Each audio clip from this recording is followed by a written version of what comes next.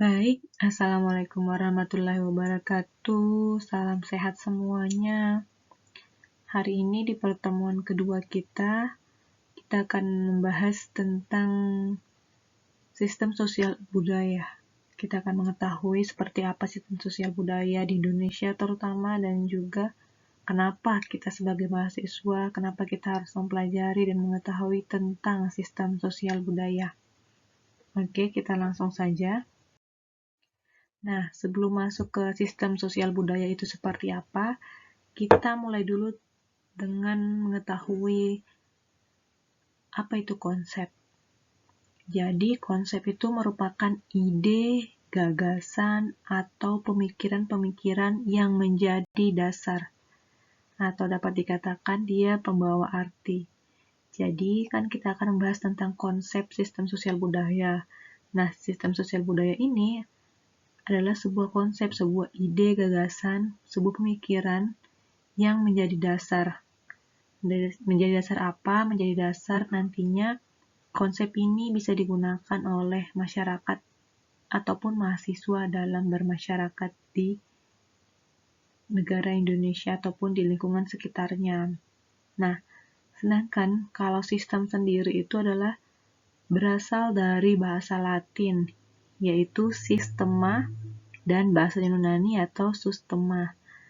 Nah, sistem ini yakni suatu kesatuan yang terdiri dari komponen atau elemen yang dihubungkan bersama untuk memudahkan aliran informasi, materi, dan energi.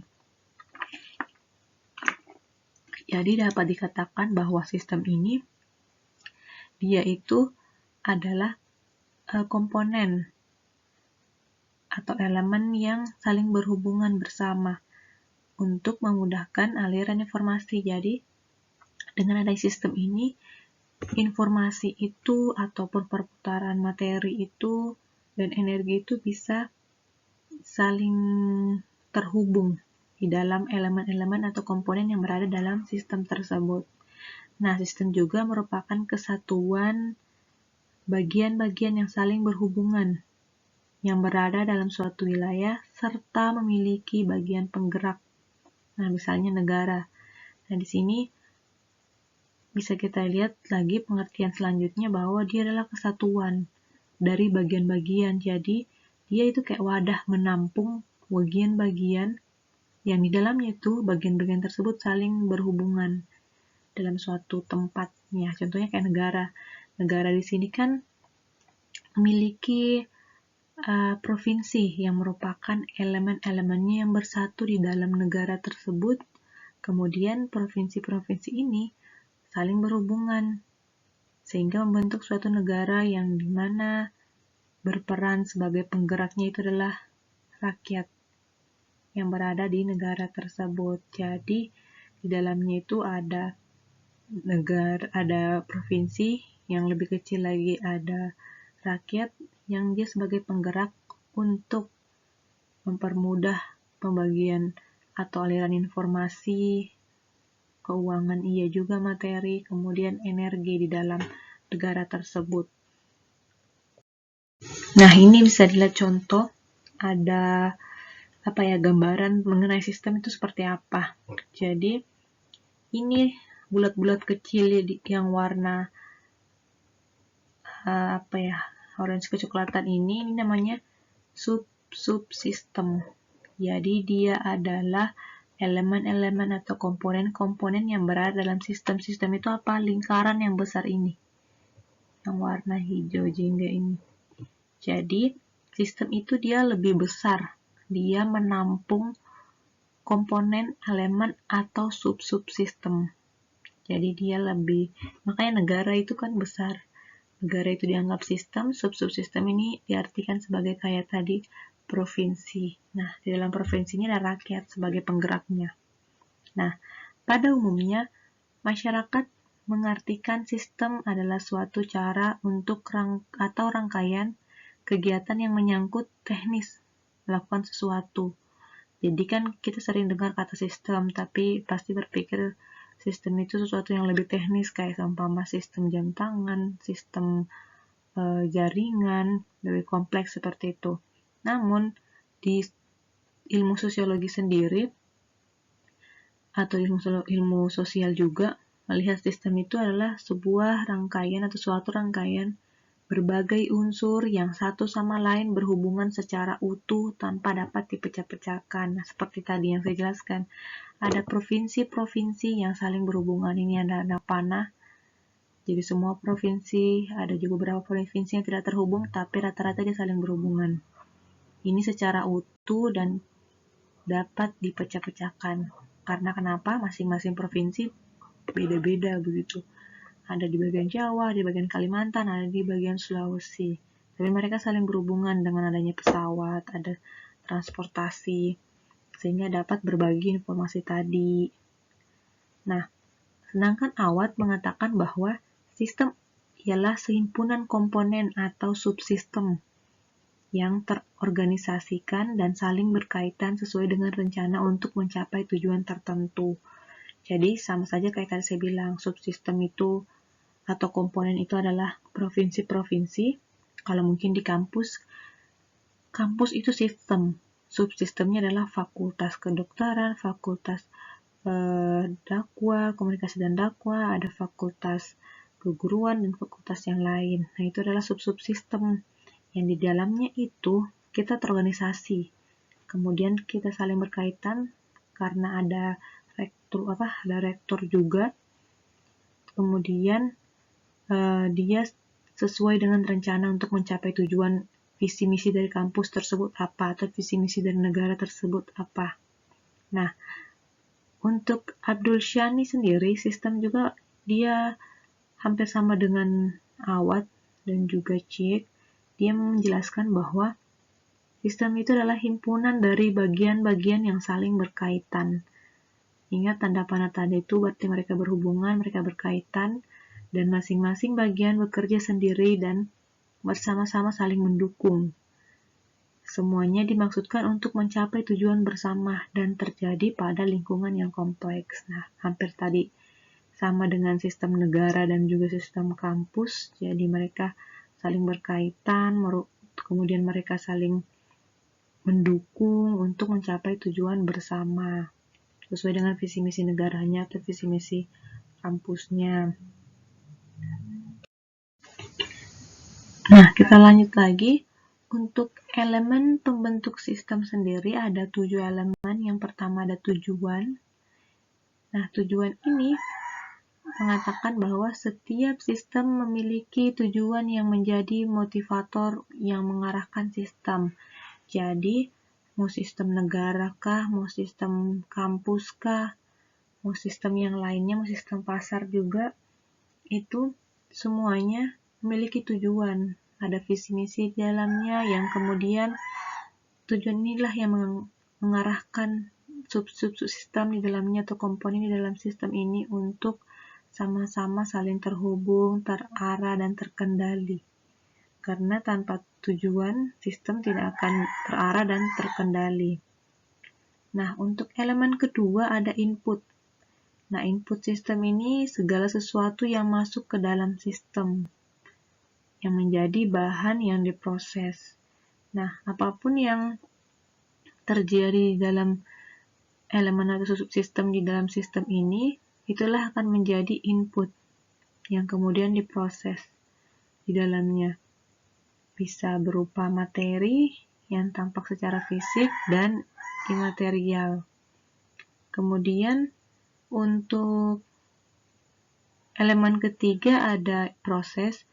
Jadi proses ini merupakan bagian yang melakukan perubahan atau transformasi dari input menjadi output yang berguna dan bernilai. Jadi contohnya tadi kalau inputnya itu segala sesuatu yang masuk, contohnya ada kain atau ada selain kain, ada tambang nikel seumpamanya. Nah, kemudian diproses di dalamnya, dan dalam proses ini akan melakukan perubahan, akan menjadikan kain itu baju kah, atau mungkin lap kah, kalau memang hasil kain-kain yang sudah tidak dipakai dari jahitan, yang berguna dan bernilai.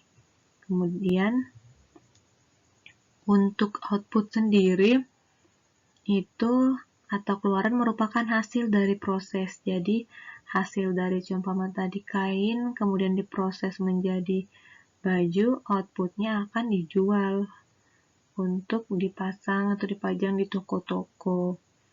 Jadi contohnya misalnya inputnya adalah seleksi penerimaan mahasiswa baru, maka outputnya adalah alumni yang telah bekerja di berbagai instansi. Nah, prosesnya itu adalah perubahan mahasiswa baru ini yang dari SMA mungkin berperilaku masih kekanak-kanakan menjadi dewasa, menjadi lebih kritis di proses dia menjadi mahasiswa. Nah, untuk batas sendiri, elemen yang kelima, ialah pemisah antara daerah sistem dengan daerah di luar sistem. Jadi, batas sistem ini menentukan konfigurasi ruang lingkup atau kemampuan sistem. Jadi, batas ini di dalam sistem itu akan ada batas di mana suatu sistem ini, daerah sistem ini dengan di luar sistem ini akan terjadi pembatasan. Contohnya negara, kan sistem kita negara Indonesia, akan ada pemisah atau batas dengan negara Australia atau mungkin negara Amerika yang lebih terbuka, lebih vulgar seperti itu. Jadi kita punya batasan dan juga kemampuan dari ruang lingkup negara kita. Jadi contohnya tentang cara kebudayaan berpakaian, kita agak terbatas juga di situ. Kemudian kemampuan mungkin para pekerja di Indonesia agak berbeda dengan negara lain. Jadi ada batasan-batasan tergantung dari tadi input, proses, dan output yang terjadi di dalam sistem tersebut. Nah, untuk elemen yang keenam ada mekanisme pengendalian dan umpan balik. Nah, mekanisme pengendalian dan umpan balik digunakan untuk mengendalikan masukan dan proses. Nah, tujuannya untuk mengatur agar sistem mencapai target yang telah ditentukan. Jadi, di dalam sistem juga ini akan ada kayak monitoring, evaluasi lah, dikendalikan, dilihat sebagaimana negara ini contohnya sudah melakukan kegiatan, sudah melakukan usaha dalam mencapai visi misinya, targetnya. Kemudian ada elemen yang ketujuh yaitu lingkungan. Jadi lingkungan ini adalah sesuatu yang berada di luar sistem. Nah, lingkungan dapat mempengaruhi operasi sistem yang dapat merugikan dan menguntungkan sistem tersebut. Jadi, sistem itu juga memiliki memiliki hal yang di luar dari sistemnya. Yang contohnya hal-hal yang di luar dari negara Indonesia, jadi negara-negara lain itu dapat merugikan dan juga dapat menguntungkan. Contohnya gaya hidup. Nah, beberapa mungkin menguntungkan orang, beberapa juga merugikan orang kalau memang salah tangkap atau salah menanggapi terkait hal-hal yang ada di luar dari negara kita contohnya. Nah, setelah tadi kita mempelajari tentang sistem, bahwa sistem itu merupakan sekumpulan dari komponen, subsistem ataupun elemen yang di dalamnya saling berkaitan untuk mencapai tujuan bersama. Selanjutnya kita akan membahas tentang sosial itu sendiri. Jadi dalam bahasa Inggris, kata sosial ini berasal dari kata social yang sering disebut juga sebagai society, yaitu masyarakat atau people. Nah, dengan demikian maksud sosial ialah masyarakat atau sekelompok orang yang hidup bersama, saling menjalin komunikasi dan berinteraksi. Jadi di dalam sistem itu akan ada sosial, akan ada sekelompok orang, masyarakat yang hidup bersama dan menjalin komunikasi dan berinteraksi di dalamnya. Nah, mempelajari sistem sosial berarti memahami dan menyadari bahwa kehidupan manusia itu tidak dapat hidup sendiri, tetapi membutuhkan orang lain. Makanya manusia itu sering disebut dengan makhluk sosial, karena kita tidak dapat hidup sendiri atau membutuhkan bantuan orang lain. Nah, sistem sosial sendiri menurut Setiadi dan Kolib 2013 memandang bahwa hubungan antara bagian-bagian atau elemen-elemen di dalam kehidupan masyarakat, terutama tindakan-tindakan manusia, lembaga sosial, dan kelompok-kelompok sosial yang saling mempengaruhi. Nah, menurutnya Setiadi ini, dia memandang bahwa sistem sosial itu adalah suatu hubungan yang hubungan ini dilakukan oleh bagian-bagian elemen-elemen di kehidupan masyarakatnya, terutama saat dia bertindak ataupun apapun yang ada dalam lembaga sosial atau kelompok-kelompok yang saling berpengaruh atau mempengaruhi.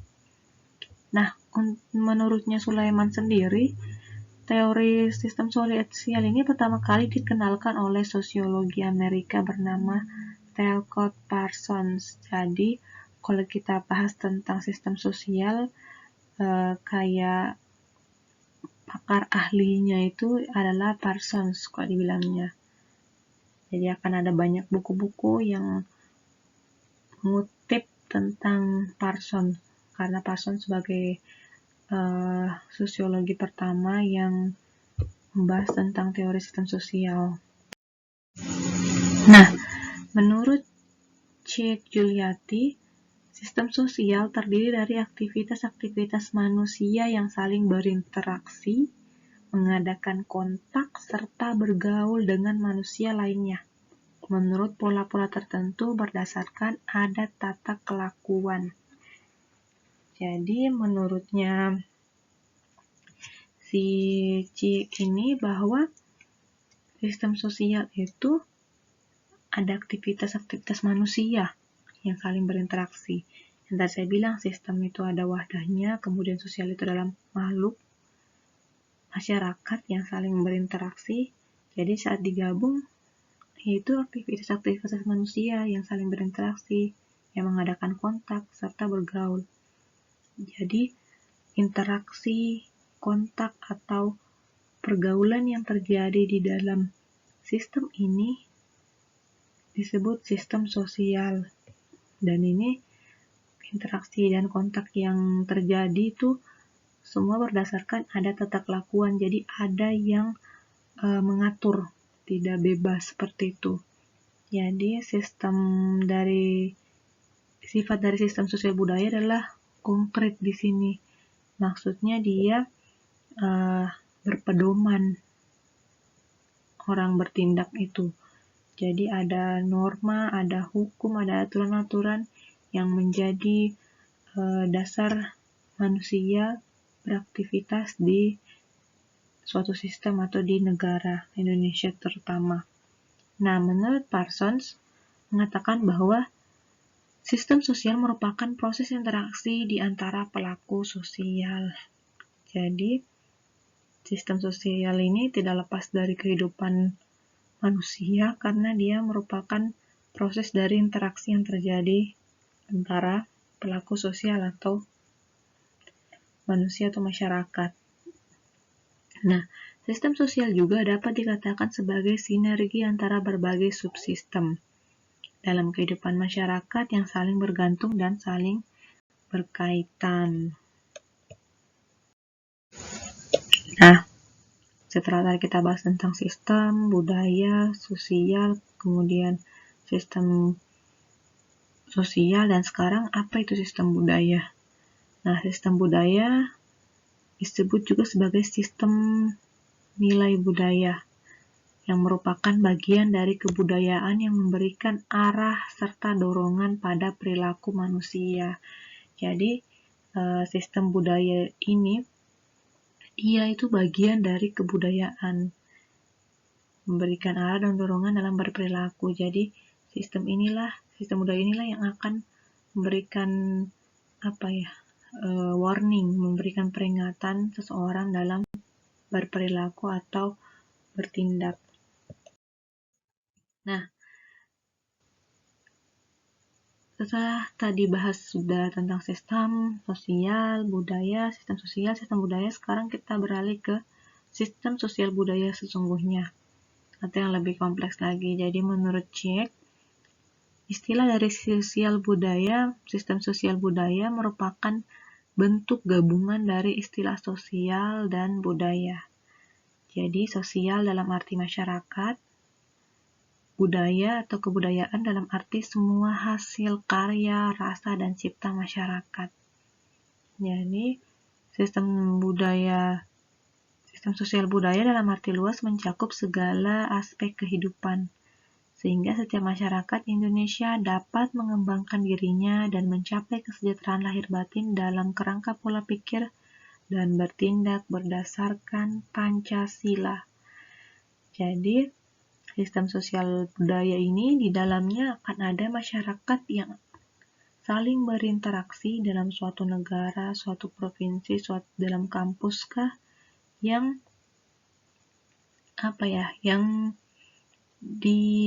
diarahkan atau didorong bertindak dan berperilaku itu berdasarkan dari tata nilai.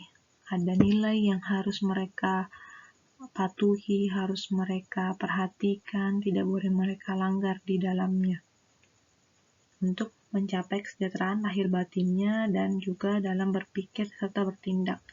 Nah, untuk sistem nilai di Indonesia sendiri kita berdasarkan Pancasila, 5 sila. Nah, untuk struktur dari sistem sosial budaya sendiri menurut Cech yaitu ada tata nilai, ada tata sosial, dan tata laku. Nah, untuk struktur pertama, tata nilai ini struktur tata kehidupan pribadi atau keluarga, masyarakat, bangsa, dan negara yang meliputi nilai agama, nilai moral, nilai material, dan nilai vital. Nah, nilai agama ini berkaitan sama pedoman masing-masing orang beragama, bisa Al-Quran, bisa Alkitab, dan sebagainya. Kemudian nilai moral ini berkaitan dengan nilai yang diajarkan di keluarga ataupun yang ada di waktu kita SD tentang PPKN. Kemudian nilai material di sini segala sesuatu yang berguna bagi manusia. Contohnya itu kayak makan dan minum. Kemudian kalau nilai vital, segala sesuatu yang membantu manusia untuk beraktivitas seperti kendaraan, motor, mobil mempermudah dalam mengakses atau kemana-mana. Terus kemudian ada laptop mempermudah dalam mengetik atau menyelesaikan tugas. Nah, itu adalah tata nilai. Jadi struktur yang ada dalam sistem sosial budaya. Nah, untuk tata sosial sendiri di Indonesia itu berdasarkan Undang-Undang 1945, Peraturan Perundang-undangan, serta cita-cita moral rakyat. Nah, ini cita-cita moral rakyat biasanya sudah dibahas di mata pelajaran kita di PPKN atau di nawacitanya Presiden. Kemudian tata laku pribadi atau keluarga, masyarakat, bangsa, dan negara harus berpedoman pada norma agama, kesopanan, norma adat istiadat, hukum setempat, dan norma hukum negara. Jadi, walaupun masyarakat itu luas, kemudian ada hak asasi manusia di sekitarnya, atau ada hak asasi manusia yang bisa dia pegang teguh, tapi tetap apapun yang akan dia lakukan, apapun tindakan yang akan dia keluarkan atau apa yang dia pikirkan itu harus tetap berpedoman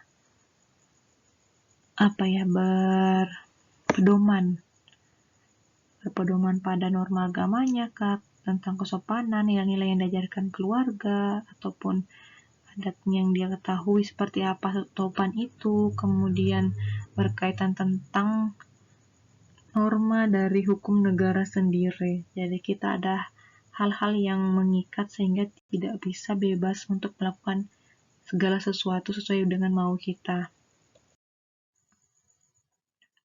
Nah, Tujuan mempelajari sistem sosial budaya secara umum dengan mempelajari SSB ini diharapkan kita sebagai manusia dapat mengembangkan kepribadian sebagai makhluk sosial dan juga sebagai makhluk yang berbudaya, sehingga mampu menanggapi dan berwawasan luas tentang masalah sosial, budaya, serta mampu menyelesaikannya secara arif dan manusiawi. Jadi, kita diharapkan setelah mempelajari sistem sosial budaya ke depannya, itu kita bisa lebih lebih arif lah, lebih adil, lebih terbuka, tapi terbukanya ini tidak tidak sangat bebas, tapi tetap sesuai dengan koridor-koridor dari nilai-nilai norma, nilai agama, nilai adat istiadat kita, dan juga nilai hukum negara kita. Nah, setelah tadi kita bahas tentang tujuan umumnya, ini tujuan khususnya dari kita mempelajari sistem sosial budaya Indonesia. Yang pertama, mempertajam kepekaan terhadap sosial budaya dan lingkungan sosial budaya, terutama untuk kepentingan profesi. Nah, kita harus paham kita adalah seorang calon pekerja sosial, kita tidak luput dari hal sosial budaya. Kenapa? Karena yang kita tangani ke depannya adalah manusia dan juga lingkungannya. Yang kita akan lihat apakah manusia itu akhirnya perlu kita tolong karena dirinya sendiri atau mungkin karena lingkungannya, apakah karena keluarganya, ataukah karena temannya, ataukah lingkungan tempat tinggalnya, ataukah lingkungan sekolahnya, seperti itu. Jadi sistem sosial budaya ini sangat perlu kita pelajari sebagai calon pekerja sosial untuk kedepannya membantu dalam asesmen terutamanya atau menggali masalah. Nah, tujuan khusus keduanya untuk memperluas pandangan tentang masalah sosial budaya dan masalah kemanusiaan serta mengembangkan kemampuan daya kritis terhadap kedua masalah. Jadi nanti ke depannya diharapkan setelah kita mempelajari sistem sosial budaya ini, kita lebih luas lah pandangan kita tentang ternyata ada banyak budaya di Indonesia, ada banyak hal-hal yang perlu kita ketahui agar nanti ke depannya juga itu dapat membantu dalam kita melakukan intervensi atau pendekatan dengan klien. Karena kenapa? Ada beberapa trik juga biasanya pekerja sosial tidak bisa menyamakan cara penanganan ke klien yang budayanya ini dengan budayanya ini. Kenapa? Ada hal-hal yang memang beda dari kebudayaan yang ada di Indonesia dan perlu kita pahami itu agar tidak jadi salah atau bumerang saat kita menyelesaikan masalah klien. Kemudian, menghasilkan calon pemimpin bangsa dan bernegara yang bersifat kedaerahan dan tidak berkotak-kotak oleh disiplin ilmu yang ketat dalam menanggapi dan menangani masalah. Jadi, di sini juga diharapkan setelah kita mempelajari sistem sosial budaya, kita akan menghasilkan calon pemimpin untuk diri kita juga ataupun untuk bangsa negara ke depannya, karena diharapkan setelah kita mempelajari ini kita lebih terbuka dalam berpikir melihat keanekaragaman yang ada di Indonesia terutamanya. Kemudian tujuan terakhir untuk meningkatkan kesadaran terhadap nilai manusia dan kehidupan manusia. Jadi kita harus paham bahwa ada nilai-nilai di sekitar kita, nilai moral, nilai agama, nilai adat istiadat yang itu mengikat kita untuk tidak sembarangan, tidak terlalu bebas dalam bertindak. Nah, ruang lingkup pembelajaran sistem sosial budaya Indonesia ini bertujuan untuk mengembangkan kesadaran mahasiswa dalam menguasai pengetahuan tentang keanekaragaman, kesetaraan. Nanti juga akan kita bahas konflik di pertemuan selanjutnya. Kemudian kita akan bahas tentang masalah-masalah sosial. Kita juga akan bahas terkait bagaimana cara mengatasi masalah tersebut. Nah, inilah kenapa kita akan mempelajari sistem sosial budaya ke depannya, sehingga kita bisa lebih peka dan juga arif dalam memahami keberagaman di Indonesia. Seperti kita ketahui, banyak sekali suku di Indonesia, banyak sekali provinsi, kabupaten yang masing-masing memiliki perbedaan, entah dari bahasa, intonasinya, dari pakaiannya, dari caranya makan bisa jadi. Jadi itu hal-hal tersebut perlu kita pahami sehingga kita lebih peka dan arif, adil dalam memahami keberagaman.